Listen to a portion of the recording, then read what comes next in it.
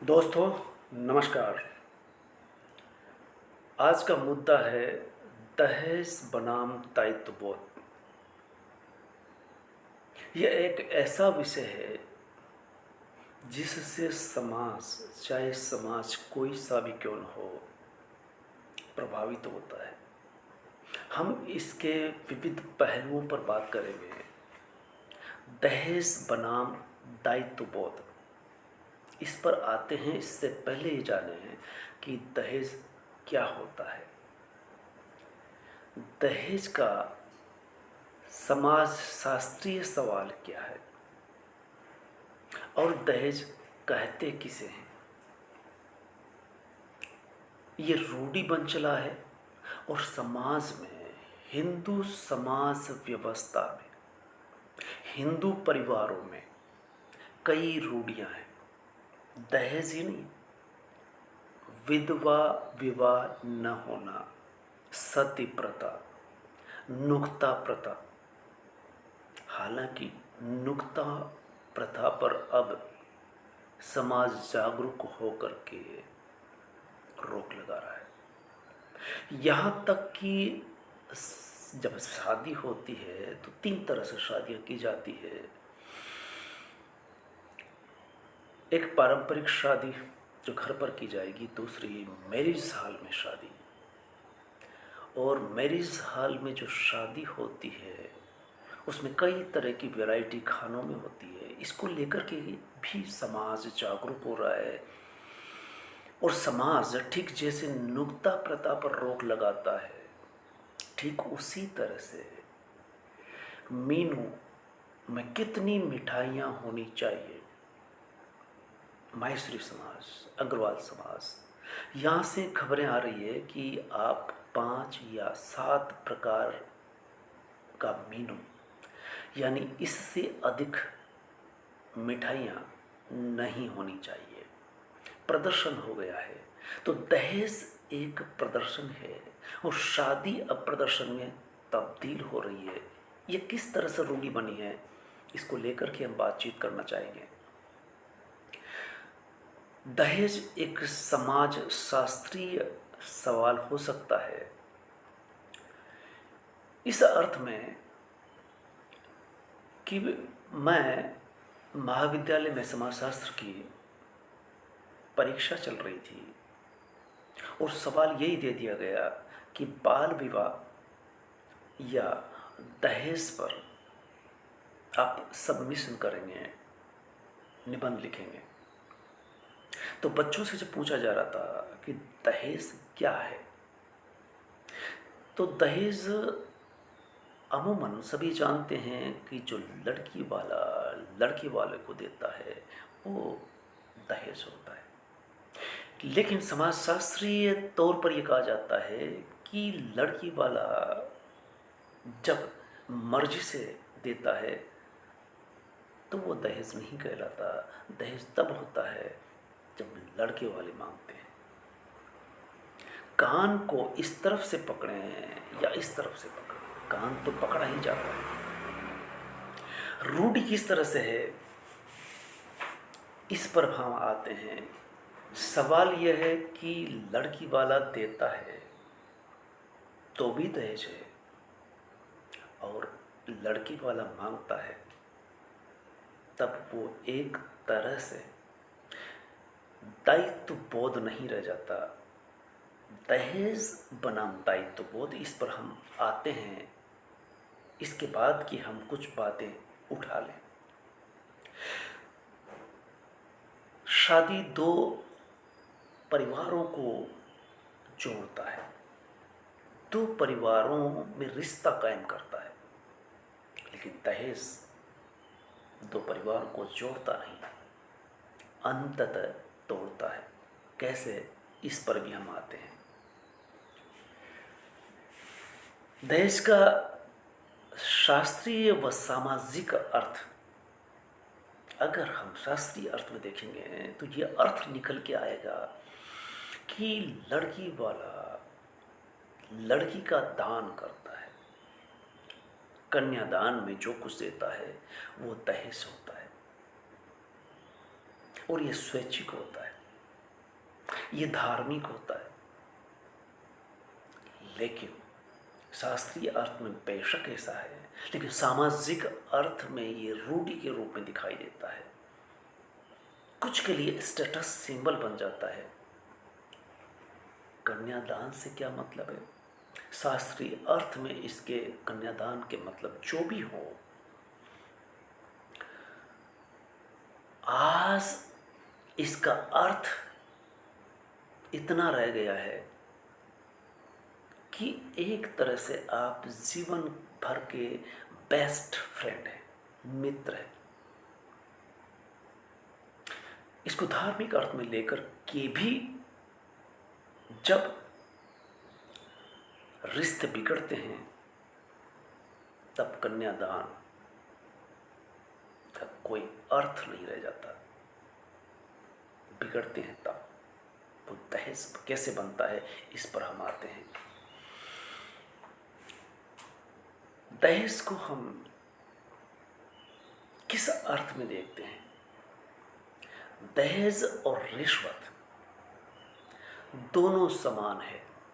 क्या फर्क है, ये समझ लीजिए कि दहेज रिश्वत की तरह इस तरह से है कि रिश्वत देने वाला और लेने वाला कानूनन अपराधी है, और कानूनन दहेज देने वाला लेने वाला ठीक वैसे ही अपराधी है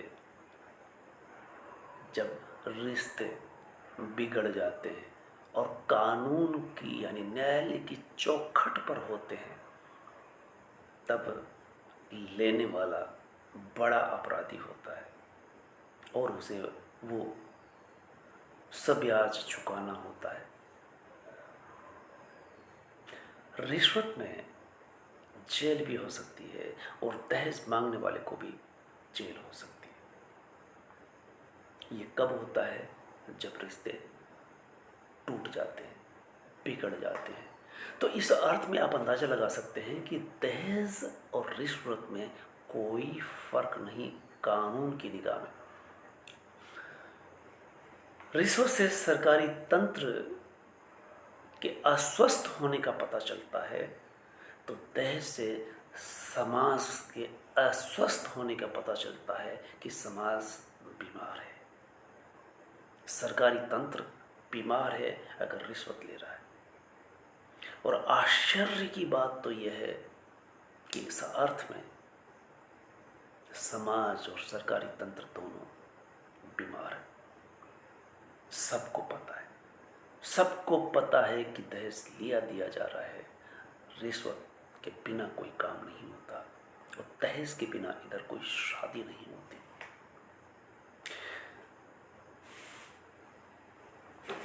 रिश्वत लेने वाला देने वाला जिस तरह से दोषी है, उसी तरह से दहेज लेने और देने वाला दोषी है।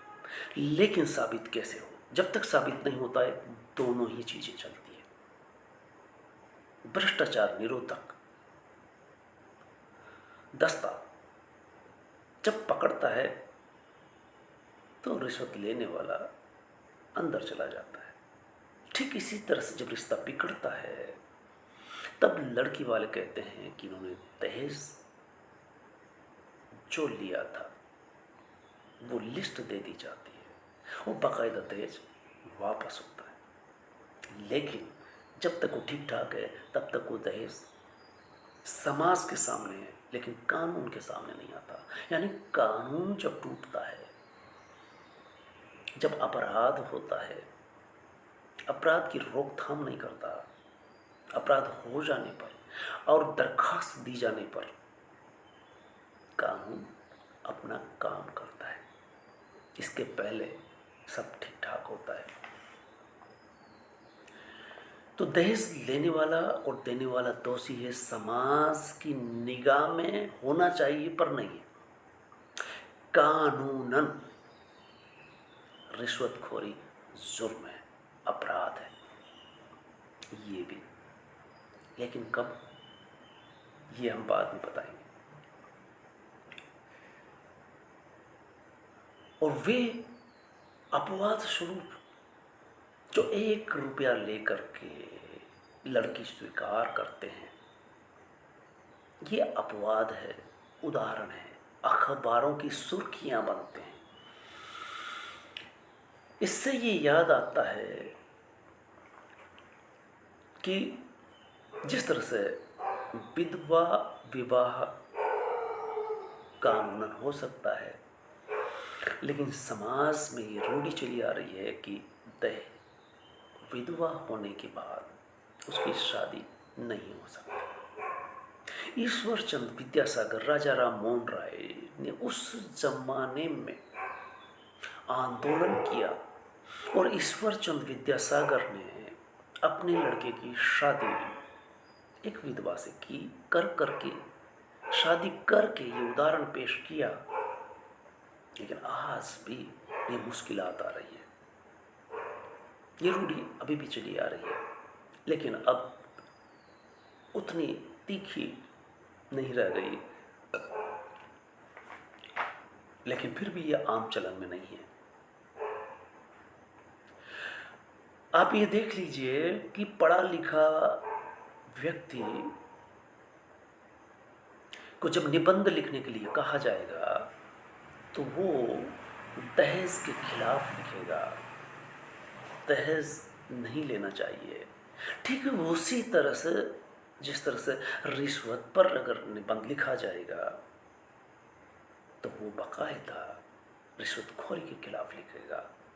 यहाँ तक कि भ्रष्टाचार निरोधक अधिकारी भ्रष्टाचार के खिलाफ बोलेगा जब भी बोलने का अवसर दिया जाएगा। लेकिन ये पाया गया कि उसी दिन जिस दिन वो पकड़ा जाता है भ्रष्टाचार में रिश्वत लेते हुए, उस दिन वो मंच से भ्रष्टाचार के खिलाफ, रिश्वत के खिलाफ बोल रहा होता है और खुद रिश्वत ले रहा होता है। हाथी के दांत दिखाने के और खाने के और, ये समाज का चेहरा है। नैतिकता, सामाजिक मूल्य, जीवन मूल्य क्या है? तो सवाल ये उठता है कि अभी मैं एक वीडियो देख रहा था, वो सुकरात पर था, और सुकरात की बात करते करते कहा कि सुकरात को एक तरह से सभी को पढ़ना चाहिए, और अगर सुकरात ही नहीं पढ़ा तो आपने कुछ नहीं पढ़ा। और इसी बात को कहते कहते जब वो आगे बढ़ा 2.5 मिनट का वीडियो में कि अगर सरकारी लड़का है, सरकारी नौकरी में है, तो उसे दहेज मिलेगा, और अगर वो एमपी है तो उसे नहीं मिलेगा, अगर वो प्राइवेट जॉब में है तो कम मिलेगा, और सामान्य है तो उम्मीद नहीं की जा सकती। यानी वो बताना चाहता था कि अगर आप सरकारी अधिकारी हो चुके हैं तो आपको दहेज मिलेगा। ये लड़की वाला और लड़का वाला दोनों के बीच में जिस तरह से चलता है, मैं अपने परिवार, अपने समाज और अपने क्षेत्र को लेकर के नाम नहीं लूँगा, इस समय दहेज की बीमारी से ग्रस्त है। एक भी व्यक्ति ऐसा नहीं आया जो यह आगे बढ़कर के कह दे कि मन नहीं लेता और मैं नहीं देता।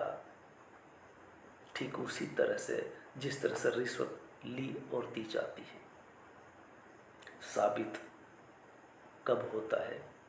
जब इधर कानून टूटता है। और कानून कब टूटता है? जब रिश्ते बिगड़ते हैं। तब लड़की वाले खुद कहते हैं कि इन्होंने दहेज मांगा, और कोर्ट के थ्रू वो दहेज वापस मिलता है, केस होते हैं, जेल जाते हैं। लेकिन कब? शादी के महीनों सालों बाद। तो ये रूढ़ी यहाँ पकड़ में आती है कि तब जब उन्होंने मांगा था तब आपने सवाल क्यों नहीं उठाया। लेकिन कई रूढ़ियाँ कानूनन चल रही है।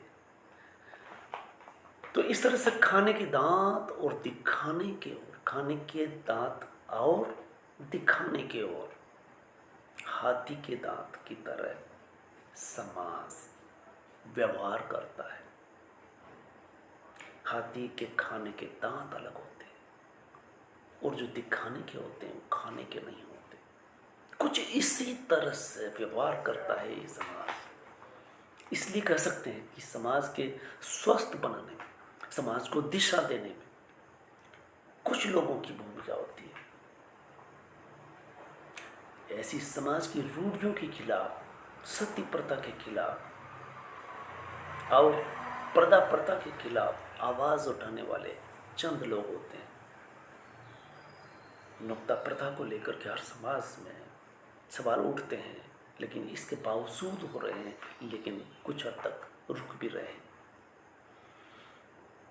तो इस तरह से समाज सुधार कैसे हो, विधवा विवाह को लेकर के ईश्वरचंद विद्यासागर का नाम आया था, जो अंग्रेजों के दौरान उन्होंने सामाजिक इस रूढ़ि के खिलाफ आवाज उठाई, आंदोलन किया, समाज को सावचेत किया। उदाहरण देने के लिए खुद के लड़के की शादी, पहली शादी विधवा से ही करके दिखाते हैं। इस तरह से हमारे समाज सुधारकों में राजा राममोहन राय, विवेकानंद, दयानंद सरस्वती काम करते हैं।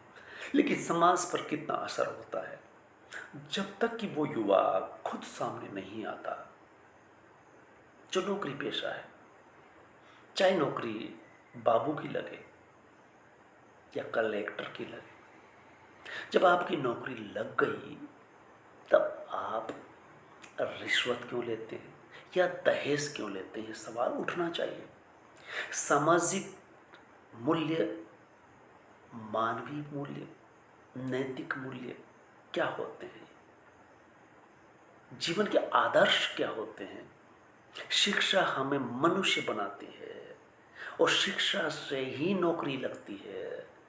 जब आप नौकरी पर आ गए तो आप रिश्वत या दहेज कैसे ले सकते हैं? अगर ले रहे हैं तो आप मानसिक तौर पर बीमार कहलाएंगे। आप बेशक महल बना सकते हैं, आप बेशक दिखावे की शादी कर सकते हैं। इससे याद आता है धीरूभाई अंबानी, जो पेट्रोल पंप पर पेट्रोल भरने का काम करता था और इतना विकास किया है कि एकमात्र उदाहरण है कि वो कंपनियों के मालिक बनते हैं। और उसके बेटे मुकेश अंबानी, जिसके देश भर में पेट्रोल पंप है, और आज जब उसके बेटे की शादी होती है तो उस शादी में जो दिखावा किया जा रहा है वो एक तरफ है, और जिसमें देश के प्रधानमंत्री पहुंच रहे हैं, बड़े बड़े नेता पहुंच रहे हैं, मुख्यमंत्री वर्तमान और पूर्व दोनों पहुंच रहे हैं, फिल्मी अभिनेता पहुंच रहे हैं। और ये भी खबर निकल कर के आई है कि जो शादियों में लड़के लड़कियों को गिफ्ट देते हैं वहां पर 2 करोड़ 20 करोड़ तक के गिफ्ट अभिनेताओं के द्वारा दूल्हे दुल्हन को दिए जा रहे हैं। कल्पना भी नहीं कर सकते इस दौर में जो शादी की जा रही है, ये शादी दिखावे की, प्रदर्शन की एक तरह से उदाहरण बन करके रह गया है। हम बात करेंगे दहेज और रिश्वतखोरी, दोनों ही समाज और देश के लिए, समाज को और देश को अस्वस्थ बनाते हैं। पर्यावरण को लेकर के वनाधिकारी या अधिकारी या नागरिक कितने सावचेत हैं? अगर वो पर्यावरण को लेकर के नहीं है तो इन दोनों चीजों के लिए भी नहीं है। आप ये कह सकते हैं यकायक कि मैं दहेज पर बोलते बोलते और कुछ हद तक रिश्वत पर बात करते करते ये पर्यावरण क्यों लेकर के आ गया? बेशक इनमें क्या संबंध है? जी हाँ, इसमें बहुत ही गहरा संबंध है। जो पर्यावरण को लेकर के चिंतित होगा वो इन दोनों चीजों को लेकर के भी चिंता करेगा, विमर्श करेगा, कोशिश करेगा पर्यावरण का मतलब ये निकल के आता है कि आज सांस लेने के लिए शुद्ध हवा नहीं है, पीने के लिए शुद्ध पानी नहीं रहा, जनसंख्या बढ़ती जा रही है, जमीन हमारा और बोझ नहीं उठा सकती। इस अर्थ में पर्यावरण को लेकर के चिंता न सरकार करती है न नागरिक करते हैं। कुछ नीतियां बनी हुई है जो कागजों में है। कागजों की नीतियां न रिश्वत रोक पा रही है, न दहेज रोक पा रही है, न बिगड़ते हुए पर्यावरण को रोक पा रही है। तो आज हम ये बात कर सकते हैं कि जो भी व्यक्ति, चाहे वो 1% हो या 5%, जो रिश्वत से मुक्त है, जो दहेज से मुक्त है, मैं दावे के साथ कहता हूं कि पर्यावरण को लेकर के या पेड़ों को बचाने को लेकर या पेड़ लगाने को लेकर वो व्यक्ति निश्चित तौर पर आने वाली पीढ़ी के लिए पेड़ लगाता है। वो पर्यावरण को सुधारने की, बचाने की बात करता है। वही व्यक्ति दहेज के खिलाफ बोलेगा, वही व्यक्ति रिश्वत के खिलाफ बोलेगा। अगर आप इन तीनों में किसी एक में भी है तो दूसरे में और तीसरे में भी आप पाए जाएंगे। जो पर्यावरण को लेकर के इतना चिंता कर सकता है तो बेशक वो इन दोनों चीजों को लेकर के भी करेगा। तो चलिए हम इस बात का समापन करने से पहले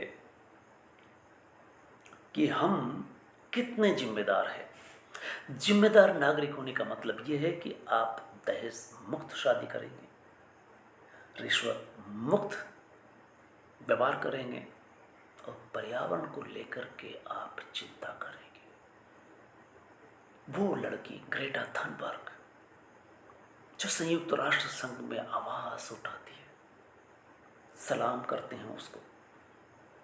वो लड़की जिसको खेलने कूदने की उम्र थी, वो लड़की जो पढ़ने के लिए स्कूल गई थी, वो पर्यावरण को लेकर के संसद भवन के सामने धरना प्रदर्शन करती है और उसकी आवाज संयुक्त राष्ट्र संघ तक में गूंजती है।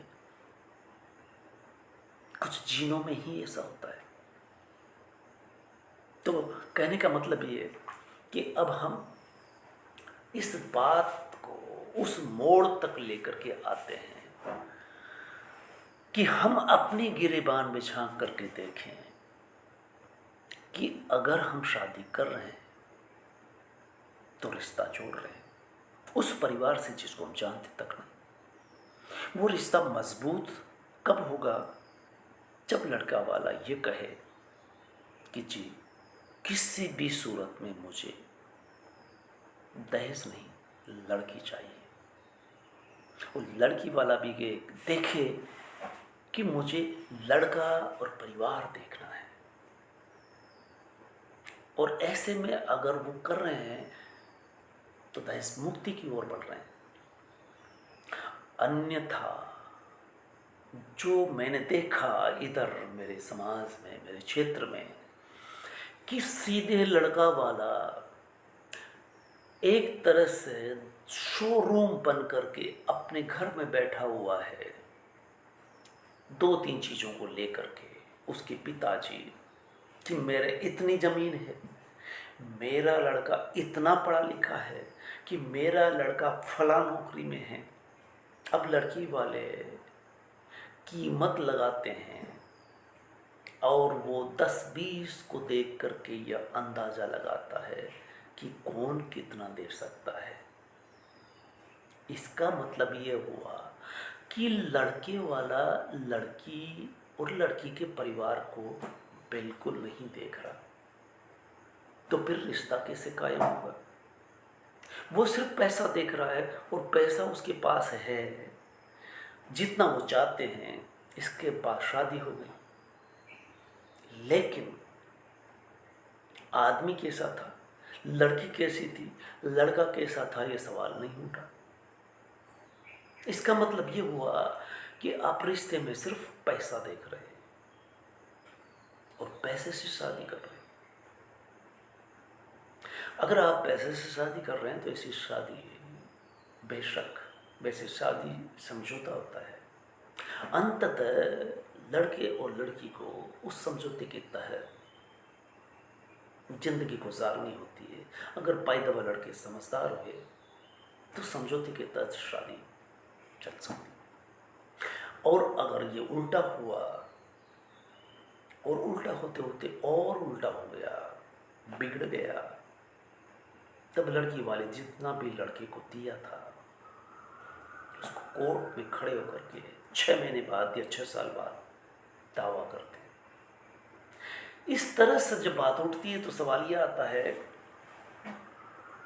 कि दहेज बनाम दायित्व बोध, ये दायित्व क्या है? दरअसल दायित्व 2-3 पक्षों का होगा कि जो शादी कर रहा है, परिवार दूसरे परिवार से संबंध जोड़ रहा है, या लड़का लड़की और लड़के का दायित्व से पहले इनके माँ बाप का दायित्व बनता है कि वो उपयुक्त लड़का लड़की देखें, उपयुक्त परिवार देखें। और ये अगर देखते हैं तो इसके बीच में दहेज का कोई सवाल ही नहीं। इसे कहते हैं दायित्वबोध। और शादी बहुत बड़ा दायित्वबोध है, क्योंकि शादी करने के बाद वो मिशन चालू होता है जिसमें आपके आचार विचार देखे जाते हैं या झलक करके बाहर आते हैं कि आप किस तरह से निभाते हैं, कितना समझौता करते हैं, कितना सहन करते हैं। और अगर ये नहीं कर पाते तो दहेज संबंधों को जोड़ता नहीं, तोड़ता है। कैसे तोड़ता है ये तब पता चलता है। मुझे हाल ही में एक घटना का पता चला कि एक दुर्घटना में लड़का शादी के 2.5 साल बाद दुर्घटना में चल बसा। संयोग से उनके कोई बच्चा नहीं हुआ। लड़की उनसे कहती है कि जितना भी मैं उन्हें दिया था वो सब मुझे दीजिए, अन्यथा मैं कोर्ट में जाऊंगी। अब कोर्ट कहाँ से आया? चूंकि जब संबंध बिगड़ गया, लड़का ही नहीं रहा, वो लड़की वहां क्यों रहेगी? तो इस तरह से कहने का मतलब ये है कि अंततः हम अगर दहेज लेते हैं या देते हैं, अगर आप ऐसा करते हैं तो आप पर्यावरण के खिलाफ हैं। कैसे? इस पर हम 2-2.5 मिनट बात करेंगे। जिसने भी दहेज लिया लड़के वाले ने, वो जितना भी पैसा आएगा वो शादी में इस तरह से उड़ाता है, उसके पास बचा के नहीं रखता। अधिकांश लोग उसे उड़ाएंगे, दिखाएंगे, प्रदर्शन करेंगे। वो पैसा काम नहीं आता। इसका मतलब ये निकल के आता है कि आप गलत तरीके से पैसा कमाते हैं, फिर पैसा उड़ाते हैं। क्योंकि जब आप मेहनत से पैसा नहीं कमाते तो उसको जितना मांगे उतना देते हैं, और जिसने वैसे ही लिया है उसे उसकी परवाह नहीं है, इसलिए वो उड़ाएगा, प्रदर्शन में जाएगा। और अगर आप प्रदर्शन करते हैं तो अंततः आप पर्यावरण को ही नुकसान इसलिए पहुंचाते हैं कि शादी में बढ़ चढ़ करके दिखावा करेंगे। वो बढ़ चढ़ करके दिखावा किया जाएगा तो बेवजह का प्रदर्शन होगा। आप मैरिज हॉल में पहुंचेंगे, मीनू बड़ा रखेंगे, हर चीज दिखावे की प्रस्तुत करेंगे जो अंततः पर्यावरण के खिलाफ जाने वाली। तो जो बात मैं उठा रहा था कि पर्यावरण के खिलाफ होंगे अगर आप दहेज के साथ हैं। और इस वक्त वो जो नौकरी पेशा है, जिसकी नौकरी लगी है, वो अंततः दहेज मुंह फाड़ के लेता है। तो क्या मनुष्यता इस चीज में है कि आपका होने वाला रिश्तेदार मजबूर होकर के आपको पैसा दे, और ऐसा पैसा आप जिसको उड़ा देने वाले हैं? दायित्व कहाँ है? उत्तरदायित्व कहाँ है? शादी एक उत्तरदायित्व का नाम है। और यहाँ उत्तरदायित्व अपने संबंधी के प्रति कितना है। अगर ये होगा तो ये सवाल ही क्यों उठता। तो इस तरह से कहने का मतलब ये है कि जब कानून टूटता है तब रिश्वतखोर जेल जाता है। उसी तरह से दहेज मांगने वाला भी कानून कब टूटेगा, जब संबंध बिगड़ेगा। संबंध बिगड़ते ही कानून टूटता है, क्योंकि वो दरखास्त देता है, कोर्ट में पहुंचता है, वकील खड़े होते हैं और वकीलों का काम ही यही है कि जो आया है तलाक वाला मसला, फैमिली कोर्ट अब इसी पर चल रहे हैं, जहां ढेरों को केस पड़े हुए हैं संबंध सुधारने के लिए नहीं, संबंध जोड़ने के लिए नहीं। संबंध बिगड़ा हुआ है तो और कैसे बिगड़े, वो कोर्ट में अंततः तलाक की स्थिति तक पहुंच जाते हैं। अधिकांश कुछ ही है जो समझौता करते हैं, फिर कोर्ट के बाहर समझौता करते हैं, या लोक अदालत में समझौता हो जाता है। ऐसे करने वाले कितने होते हैं। तो कहने का मतलब ये है कि दहेज बनाम दायित्व बोध। दहेज नहीं, दायित्व है शादी में जो रिश्तों को जोड़ती है।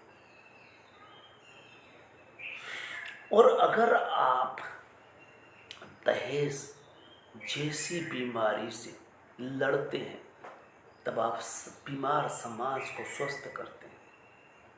अगर आप रिश्वत मुक्त देश बनाना चाहते हैं तो एक तरह से आप एक स्वस्थ नागरिक, स्वस्थ समाज, स्वस्थ देश होगा।